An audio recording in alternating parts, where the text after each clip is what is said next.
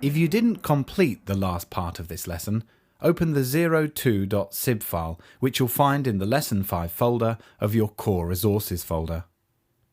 As well as fitting musical events to the action in the film, as you've just learned to do, another important aspect of film composition is motivic development. Watch any Hollywood blockbuster and many of the characters and themes in the movie will have associated musical motifs. In this section, you can open the Ideas panel and find a motif to represent Agent Zero ready-made for you, or you can compose your own. In this video, I'll use the ready-made one, but feel free to get creative now. Either way, keep the Ideas panel open because you'll use this as your creative sketchpad. The given motif fits nicely into the action at bar 8. It was originally written for horn, but you can put it in any instrument that you think is appropriate. If you've composed your own motif, make sure it's highlighted in a passage selection. Now, capture this passage selection into the Ideas panel by clicking the Capture Idea button or pressing the shortcut Shift and I. Do it at least 4 times. The reason you're doing this is so that you can create variations of it for use throughout the work. Ideas can be edited simply by double-clicking on them. Try this now with one of the ones you just captured. It opens in its own little snippet of paper. You can edit this idea just as you would a normal score, even add bars and instruments as well as changing the notes already there.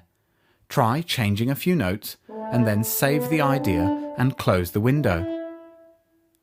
Back in the full score, you'll see that the idea is updated in the Ideas panel. You could now paste that changed idea anywhere in your score. If you're making many variations on your motif, you'll need to keep a track of them.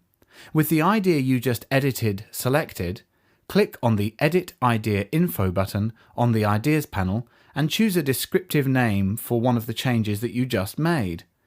You can even color code your ideas if you like. Once you're done, the information will be updated in the Ideas panel.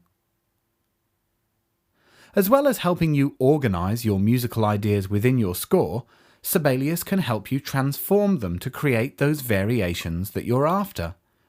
Double-click another one of the copies that you made of the motif. Select all of the notes in the idea, and then, under the Note Input tab, in the Transformations group, choose Retrograde. Sibelius rewrites the pitches and rhythms of your motif in reverse order.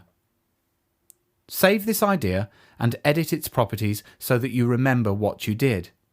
And then open another unchanged motif. This time, try out the invert transformation, which turns your motif upside down. Because the given idea starts on an A in octave 3, I'm going to choose that as the starting pitch, and I'm also going to choose to invert it diatonically so that the notes stay within the key. Again, I'll save the idea and label it appropriately.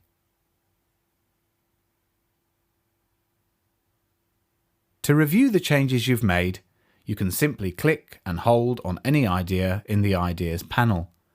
Make some more variations on the motif as you explore the other transformations available in the ribbon. Then, be creative by adding them into other parts of your score. When you're done, create another version, reflecting on the changes you've made.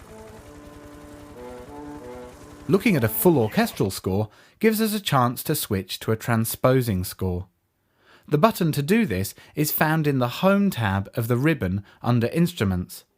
Clicking it toggles the score between concert pitch and transposed pitches.